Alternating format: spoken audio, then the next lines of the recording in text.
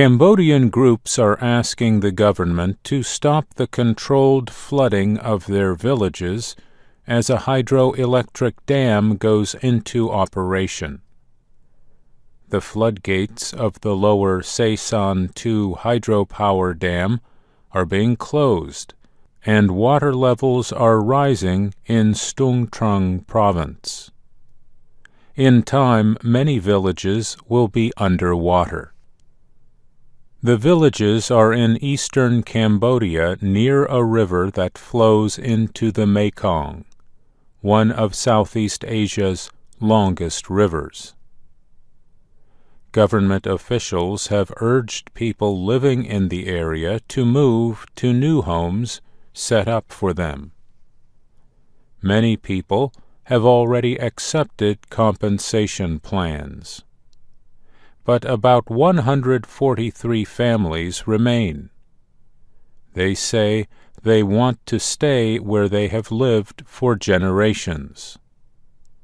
They also argue they want to remain near the burial places of their ancestors. The villagers have called on Prime Minister Hun Sen and the Ministry of the Interior to help them. A group from the village of Cabal Rumias and an ethnic minority recently met with an official of Cambodia's Interior Ministry in Phnom Penh. The group said they did not want to leave their homes. Instead, they wanted the government to give them official recognition of their ownership of the land. Some people have willingly moved. Sah Ponh took a compensation offer and left Stung Treng province. "If we do something wrong, we pray in accordance with our traditions," he said, "and we pray so that we can be recovered." He used to be a fisherman, but many people in the area say fish catches have decreased on the river. So Sah Ponh has built a new business selling household goods. He said he is doing well. "Before I could not transport any goods. Now I can. The truck can get into our home to transport goods. Whatever I need, they can reach my home."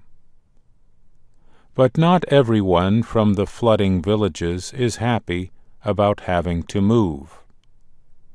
Sah Ponh's brother says the government wants to move them to poor quality land. "I really don't want to live there. The situation is difficult. There's not enough water. It's mountain land and it's rock and sandy, and very difficult to do agriculture," he said. Lorang is a secretary coordinator for the Cambodian Indigenous Peoples Alliance. He is one of several activists who has been calling on native or indigenous people to reject compensation and fight relocation efforts. He said relocation will result in the death of native ways of life and their connection with the land. The dam is estimated to have cost more than $800 million. It is to be Cambodia's biggest dam, producing 400 megawatts of electricity. However, the dam will flood 335 square kilometers, and with it, the way of life of many native people. Environmentalists argue that the dam will affect the local fishing industry.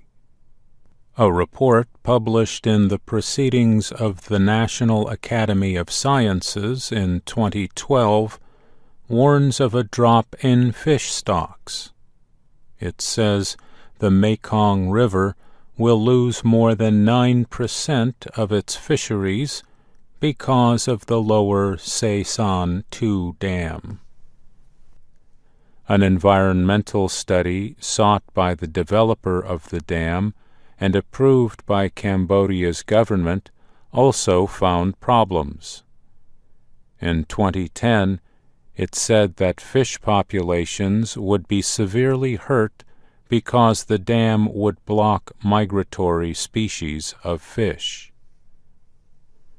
A debate continues over whether the economic gains and electricity produced by the dam will be greater than the loss of fish and water. The Ministry of Mines and Energy has not answered requests for comments about the project. Cambodia's energy needs are increasing quickly. The dam is supposed to provide electricity for 5 Cambodian provinces. The project is a joint effort by Cambodian, Chinese, and Vietnamese companies.